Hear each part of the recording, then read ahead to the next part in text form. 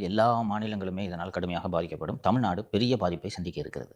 என்ன காரணம் என்றால், பெருமளவு குறிப்பாக திருப்பூரில் இருக்கக்கூடிய அந்த ரெடிமேட் கார்மெண்ட்ஸ், அந்த ஆடை உற்பத்தி செய்யக்கூடிய அந்த நிறுவனங்கள், தங்களது ஏற்றுமதிக்கு பெருமளவில் அமெரிக்காவை சார்ந்து இருக்கின்றன. ஒட்டுமொத்த ஏற்றுமதியில் திருப்பூரிலிருந்து ஆகக்கூடிய ஏற்றுமதியில் 40% அமெரிக்காவுக்கு திருப்பூர் ஆயத்தாடை உற்பத்தியாளர்கள் ஏற்றுமதி செய்கிறார்கள். இப்போ உதாரணத்துக்கு நாம் இங்கே இருந்து ₹1000 ஒரு சட்டையை கொடுக்குறோம்னு வச்சுங்க அமெரிக்காவுக்கு. இப்போ அந்த சட்டையோட விலை ₹1500.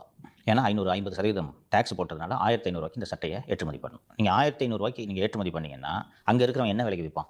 அந்த ₹500 டேக்ஸை யார் கட்டணும்? நம்ம கட்டணும் சார். ஆனா அது எண்ட் யூசர் கிட்ட இருந்து தான் நம்ம எடுக்கணும். எடுக்கணும். அவன் ₹1000 சட்டையை திடீர்னு ₹1500 அமெரிக்காவில் விற்றா அங்கே ஏன் வாங்குவான் அந்த கடையில்? விலை உயரும். உயரும்.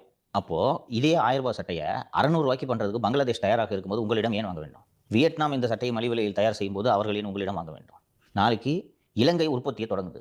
சட்டை உற்பத்திகளை, ஜவுளி உற்பத்தியை தொடங்குது. தொடங்கி அவங்க பண்ணாங்கன்னா ஏன் வாங்கணும்?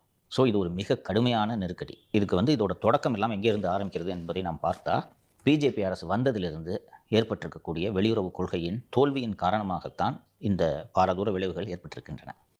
இந்தியாவில் எல்லா மாநிலங்களுமே இதனால்